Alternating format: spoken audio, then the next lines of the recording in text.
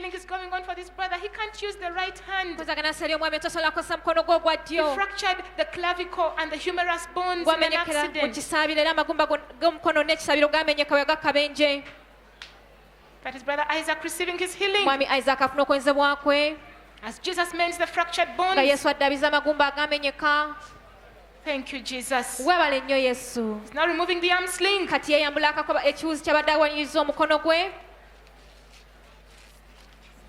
Hallelujah. He's raising up the arm. Thank you, Jesus. An applause for Jesus. Thank you, Jesus. Pray for Lady Chandiru Grace. She has arthritis, hence she can't walk without support of a crutch. And the right knee is severely affected. Thank you, Jesus. Lady Chandiru is walking. Thank you, Jesus. Thank you, God. Thank you, Jesus. And brother Saroko, he can't open the mouth wide. Jesus is the healer, brethren. Thank you, Jesus. Time for healing, brethren. Mr. Ayo Martin. He got a tooth extraction. Now he has a lot of pain in the stitched wound. Rise up. Yimuka. That is Mr. Ayo. Hallelujah. He's turning his neck. Thank you, Jesus. Thank you. Jesus deserves the glory. Lady Ida has difficulty. Watch the agony she has even in getting up. She has difficulty in bending or walking. Due to pain in the lower back. Down to the legs. She has been commanded to rise up. In the name of Jesus Christ. Thank you, Jesus. Lady Ida is free. Hallelujah. The lady is full of joy. Brother Thompson. He can't walk without support. He has a lot of pain. He cracked the heel bone.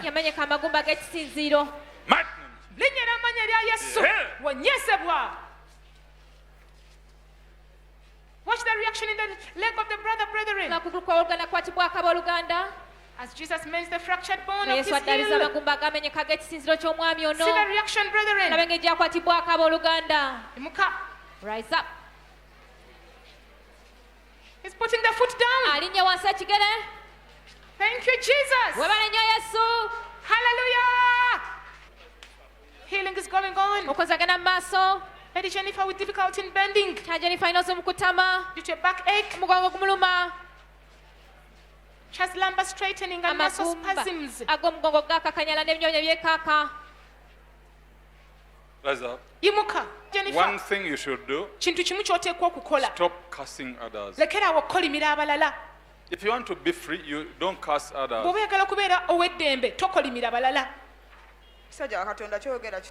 Man of God, what you have said is very true. Forgive us our trespasses as we forgive those who trespass against us. Amanya gange nza Katukunda Jennifer. I'm called Katukunda Jennifer. Vide Kawempe. From Kawempe. Musajja Katonda kyayogera kituufu. What the man of God has said is true. Nkolimira omusajja gwe nali njagala gwe nazaalamu omwana. I cursed the father of my child. Yalya sente zange business yonna neggwawo. He ate all my money and squandered my business. Nimukolimira n'ingamba oyo. I cursed him and I said, nga bw'ayidde sente zange n'azimalawo. as he has squandered all my money, naye tafunanga yadde ekikumi. he should never get Why any were you money. giving him money? Had he not services rendered to you? Yalina musajja wa Katonda. He had man of God. Then why are you cursing him? Forgive him. Jesus will give you good money now. This is your second chance. Gentleman has difficulty in breathing. With chest pain. He has fracture of the ribs.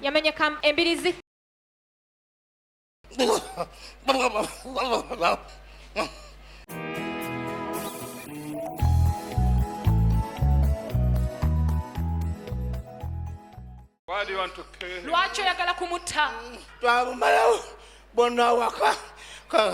We finished them all at the home. He's the only one who remained. In the name of Jesus Christ. Lose your grip and go.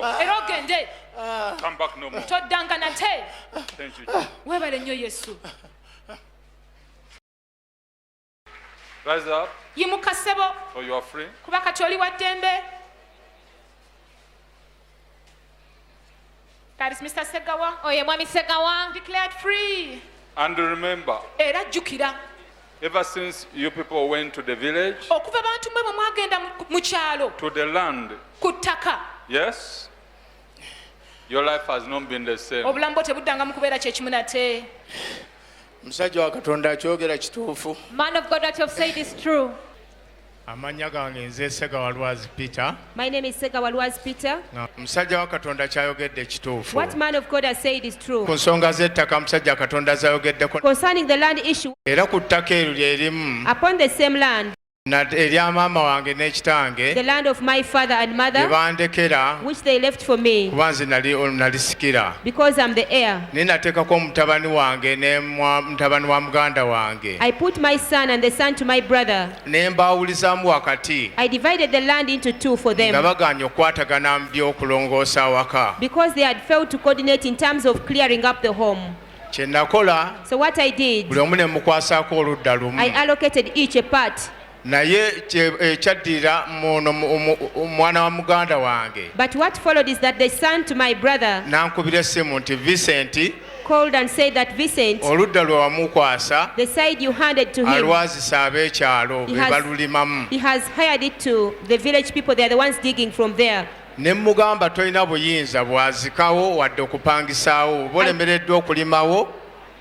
I told him, you don't have authority to hire this part of land or to Waleke nze nja kufuna abantu abajja okusobola okulongoosaawo. lend it to other people to dig from there. If you fail to manage the place, leave it. I'll get people who will manage to clear it. Omwana teyampuliriza. My son didn't listen to Ne me. bankubira essimu They called me nti ayongedde ataddemu era abakozi abalala ng'abapangisaawo. and told me that he has put more workers, and this time he has hired them to work there Ku ttaka lya maama wange eryo on that land of my mother. kye nakola ne nkubira LC ne poliisi What I did, I called the local council officials and the police. ne mbagamba mugende mukwate bonna abalimamu nga tisibawadde buyinza kulimawo. I told them, go and arrest everyone who is digging on that garden, in that plot of land, when I've not permitted them. Kubanga omwana yali yeefudde kiwagi awaka. Because my son had turned himself to be so stubborn at home.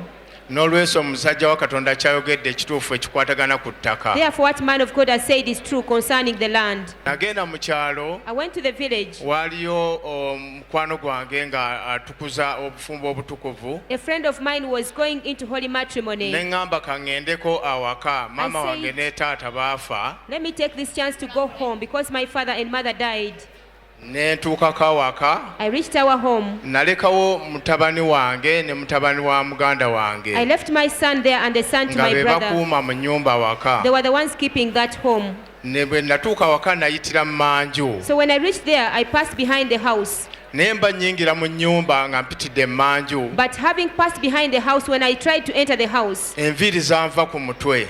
somehow I got like a shock. Awo ne ndyoka nkomawo e Kampala. After that, I came back to Kampala. Naye okuva lwe nakomawo But from the time I came back, saddayo okufuna mirembe. I didn't get peace Ne again. ntandika okufuna ekifuba nga sissa I bulungi. started feeling chest congestion and Ne difficulty in ntandika breathing. okuloota ebirooto ebibi nga binzza mu kyalo. I started getting bad dreams of going back to the village, Saddayo na kukwata ku ssente n'akatono. and I didn't get money again. N'olwekyo omusajja wa Katonda kyayogedde kituufu. Therefore, what man of God has said is true. Naye neebaza Yesu But now I thank Jesus oluvannyuma lw'obunabbi buno bwampadde after this prophecy that man of God has given me for delivering me. era nsumuluddwa. I know I'm delivered. Neebaza musajja wa Katonda I thank the man of God okunsabira for praying for me n'okumbeererawo and for being there for na me. kati n'omutima gwange tugukyatya bya kufa. Now my heart is no longer scared of death. Healing is going on, brethren. Kwezagala basaba oluganda. Mighty name of Jesus. Linnya n'amaanyi erya Yesu. Devil. Sitaani fuluma. By the blood of Jesus. N'omusaayi gwa Yesu. Fire. Muliro yokya. How, devil? Fuluma sitaani. That is Lady Grace being set free. Watch, brethren. She came with difficulty in walking because of arthritis. Rise up, Yimuka. for you are free. Kuba kati oli wa ddembe. Sanyusiza Yesu. Thank you, Jesus. Thank you, Jesus. For healing Lady Grace. Thank you, Jesus. But listen, Naye wuliriza. ever since they called you for some ceremonies, okuva lwe mwagenda waliwo emikolo gye babayita mugendeko. Amanya gange nze Ganseko Grace Louis. I'm called Ganseko Grace Louis. Nviridde Nansana. From Nansana. Man of God ntidde. Man of God, I'm scared. Kituufu kikumi ku kinnaakyo. What you have said is 100% true. Nga nnaku za mwezi 5. On the 5th, nagenda mu kyalo. I went to the village. Okumaliza olumbe lwa yali sezaala wange. For the last funeral rites of my father-in-law. Abalamu bange bava UK. My in-laws had come from UK. America. And America. Nange ne bampita. They called me to go. Naliyo nnyo omusajja wa Katonda nafuna nagwa. I was there. Mwezi 10. And then I fell on the 10th. Ngate mu kyalo naliyo kunakuza mwezi 5. And yet I was in the village on the 5th. Remember the last small food they offered you. Jukira akamere akatone nnyo ke basembayo okukuwa. Nvudde nze. I'm scared. Man of God kituufu nnyo. Man of God, what you've said is true. Kamere bakampa. They gave me that small food. It was really small. It was a small portion of matoke because all the food had got finished. And yet as one of the people serving man of God, they told me, haven't you eaten food? Then they gave me that small portion of matoke food and one piece of meat. From that food, I say you were eating from the table of your enemy. And this is what you dreamt when you came back. Was the lady surprised at the truthfulness of the prophetic message?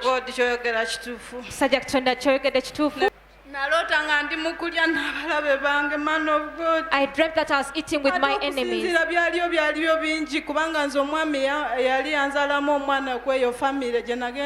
And what happened there was so much because the man, my husband, had produced a child with me.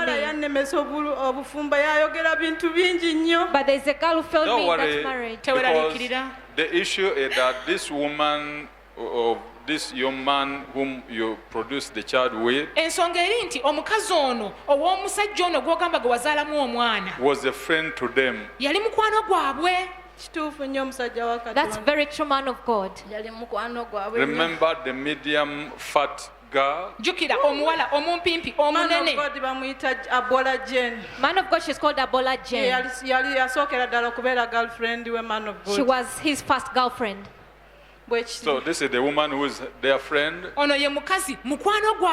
said that you are still in love with the man, but you see it. And they called the brother who was tall. Man of God, what you have said is true. Kubanga yagamba nti no nja kubonaabona nja kulema okufumbira Man of God nfuna nnyo disappointment mbami. Because she said I'll suffer, I'll fail to get married, and man of God, I get so many disappointments with men. The lady's crying. Chalakaba. Why are you crying? Okabira chinyabo. I'm here to reveal the truth. To tell you the cause of the problem, so that your tomorrow will be good. So don't mix your tomorrow with this man. No. There was another man who works in a certain office, but you despised him for this man. So this is the mistake you did. He was a man who was working in an office. When you got this man, the other man was on the line. It was an administrative office somewhere.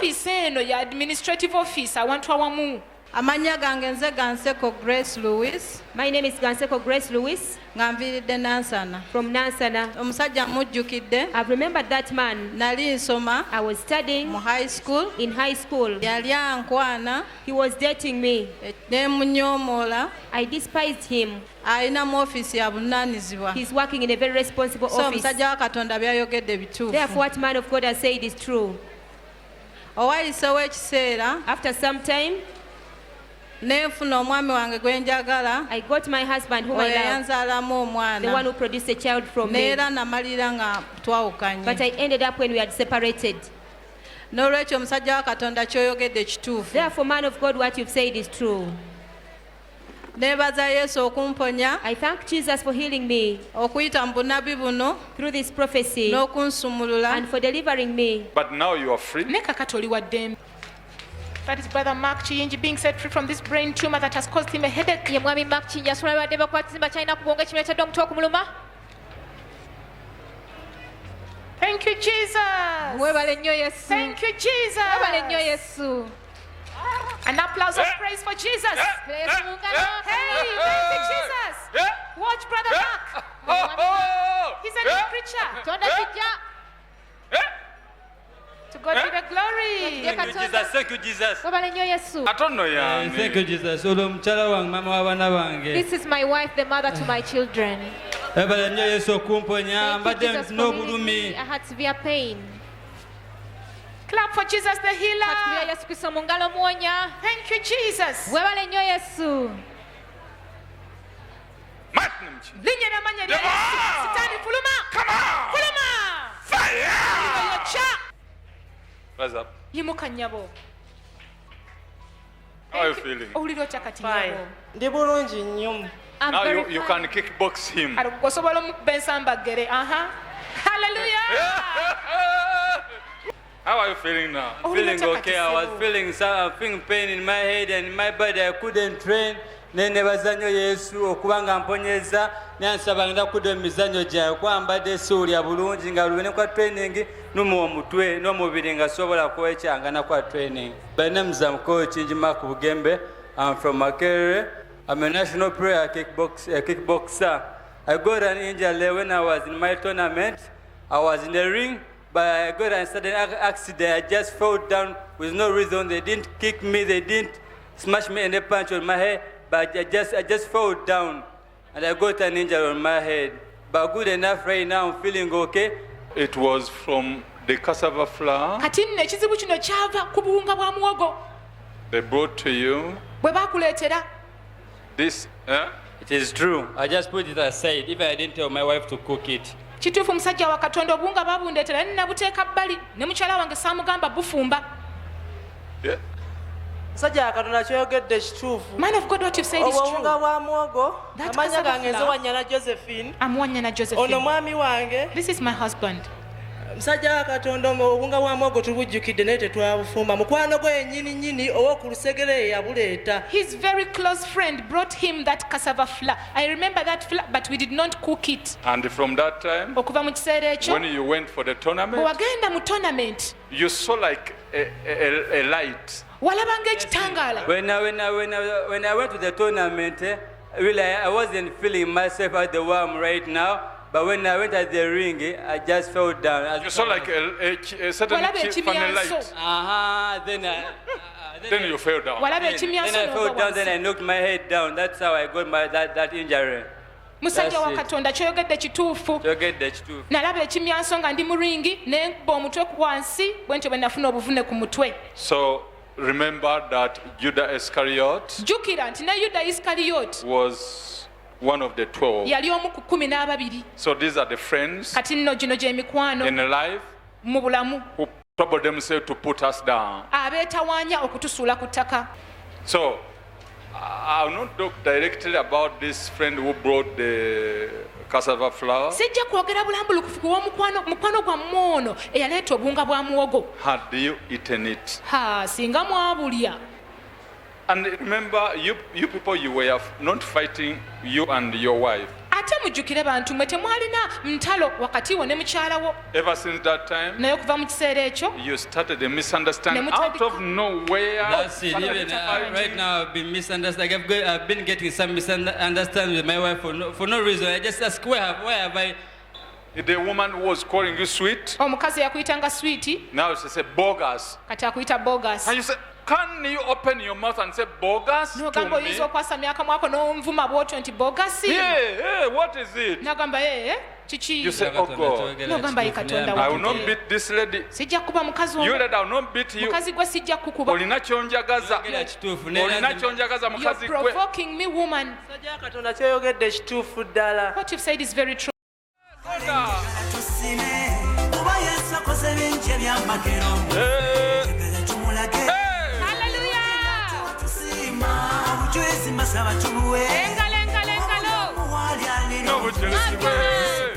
Thank you, Jesus. Webale nnyo Yesu. Kale mugonde. Thanks for Jesus. Kale. Kabaka Yesu ne mwebasa wadde byenjagala bekyali bingi naye ndi mugumu. To God be the glory. Tuwatie Katonda. Thank you, Jesus. Bring the apostle. Mulete akawunga. Akakasooli. Ofumbira akawunga. Cook for him the portion. Akakasooli si muwogo. Maize flour. Kakati, you people Now, go. bantu mwe mugende. Take every day Buli cooking lunaku portion. mufumbira akawunga. Hey. Afune amaanyi. Aya. Hallelujah. Webale nnyo Yesu. Thank you, Jesus. So you are going to win 3 tournaments. Ogenda kuwangula tournament 3. There is one country in Scandinavia you are going. Waliwo ensi emu mu Scandinavian countries gy'ogendamu. Even this Berlin you are going. Ne Berlin ogenda. Germany there Mu you Germany. go. Ojja kgenda mu Germany. Kyogenda bakola. What you're going to do to them? Buli lwokola bwogera Jesus. Whenever you're striking, you say Jesus, Jesus. Eh? I'll be coming here for the testimony to bring the thing that This is your second year. Guno gwe Your mwaka second gwo. chance. Mukisa gwe ogwokubiri.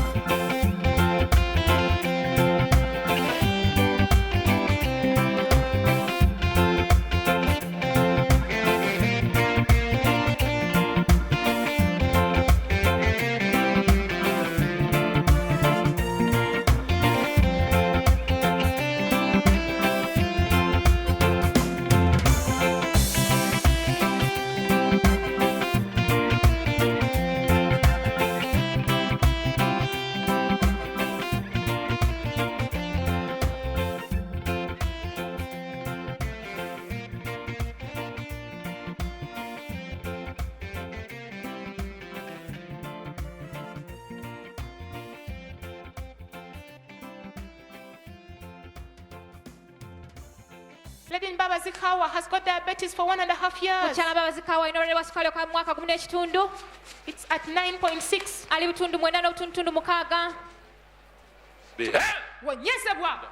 Linnya ly'amannya erya Yesu.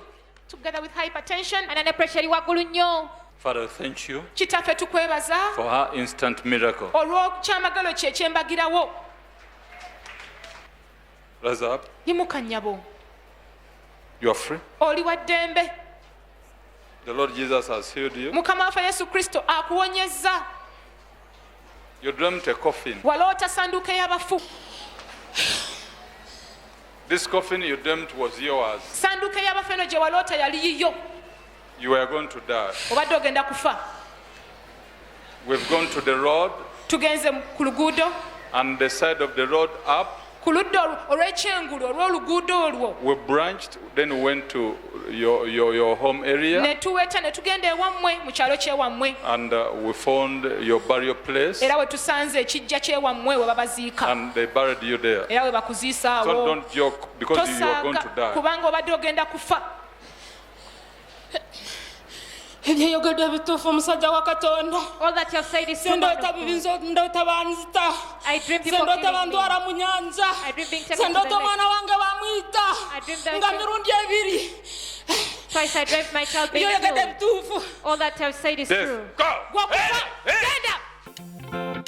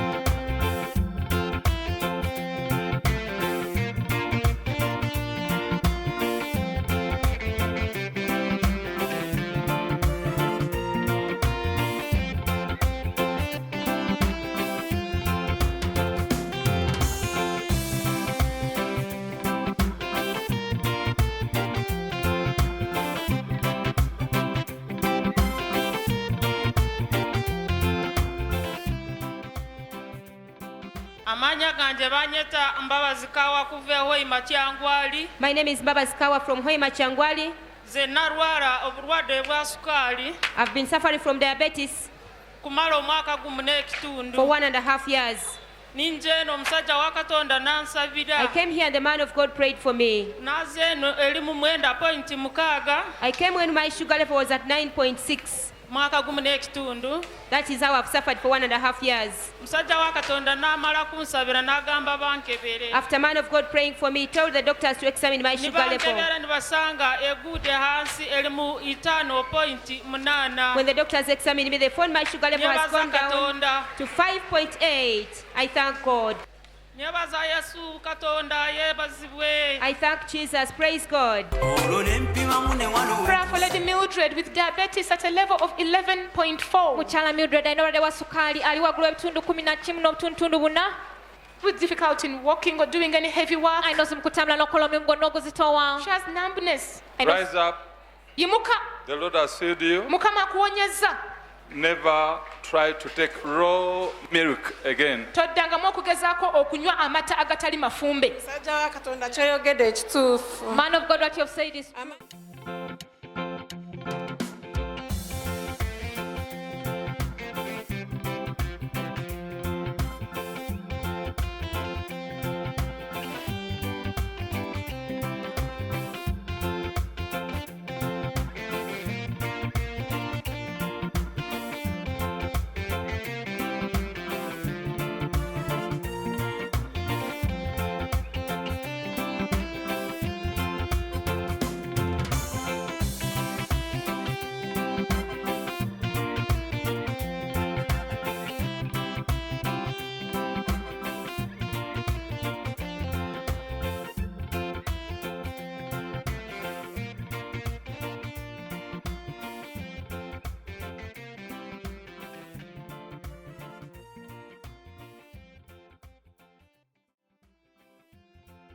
Abaruganda Mukama yeebazibwe. Praise the Lord, brethren. Amazina ganje baranyita Natwera Mildred. My name is Natwera Mildred. Naruga Nakawa. From Nakawa. Nisha hano nyina obulwire bwa sukali. I came here suffering from diabetes. Bwani bupima 11 n'obucweka 4. My sugar level was at 11.4.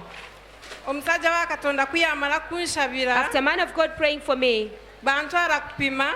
I was taken for another checkup. Nashanga zaza hansi 6 n'obucweka 7. And now my sugar level has gone down to 6.7. Clap for Jesus. Tukubira Yesu mu ngalo. For this instant healing. I thank Jesus for healing me. And I thank man of God for praying for me. When the man of God was praying for me, he gave me a prophecy that I should not take raw milk again. What man of God has said is true, because I like taking raw milk so much. I thank Jesus that I've been prayed for and I'm healed. Glory back to God. Remember the normal range of the blood sugar ranges from 4 millimoles to 7 millimoles per liter. And remember the blood sugar of Lady Mildred has been 6.7 millimoles per liter. And brethren, this confirms to us that she's totally healed of the diabetes. Brother Charles Lubega with diabetes for 3 years. At a level of 10.6. Never eat sausages again. Amanya gange nze Lubega Charles. My name is Lubega Charles. Mbadde nina sukaali okumala emyaka 3. I've had diabetes for 3 years. Musajja wa Katonda kyayogedde kituufu. What the man of God has said is true. Mbadde ndya nnyo sausage. I've been eating sausages. So, and remember the time you were ordering, I want those long sausages.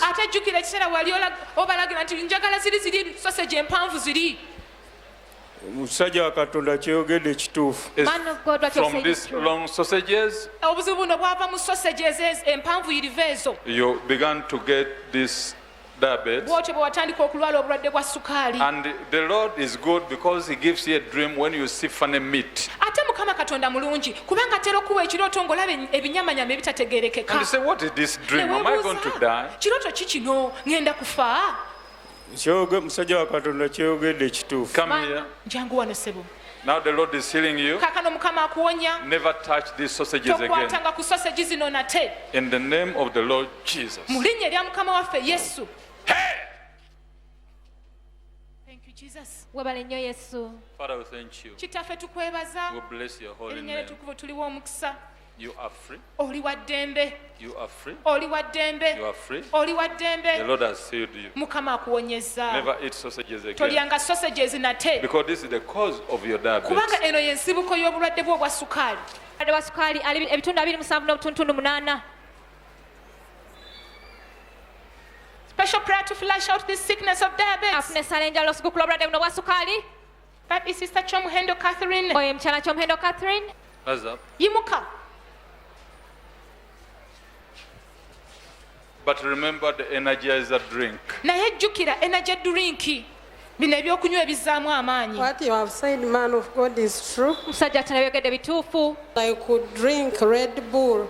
Era nanywanga nnyo Red Bull. So it is from the Red Bull. Kati obuzibu buno bwava mu Red Bull. That is what brought this diabetes Kye kyakuleetera obulwadde bwa sukaali buno. to these levels. Okutuuka ku ddaala lino Even in the hospital they tell you this is not normal. Ne mu ddwaliro abasawo bagamba kino si What you kya are saying, bulijjo. man of God, is true. Musajja ate nabyogedde bituufu. Stop any of such. Lekeraawo okunywa ebiringa ebyo. Never take energy drink. Toddangamu okunywa zi energy drink. Never alcohol. Toddangamu okunywa omwenge. Hey, in the mighty name of Jesus. Linnya ly'amannya lya Yesu n'omusaayi gwa Yesu wanyezebwa. The problem, Obuzibu the cause. naye ensibuko. Osanyusa Yesu wange webale sebo. Engalo za Yesu. Clap your hands for Jesus. Kama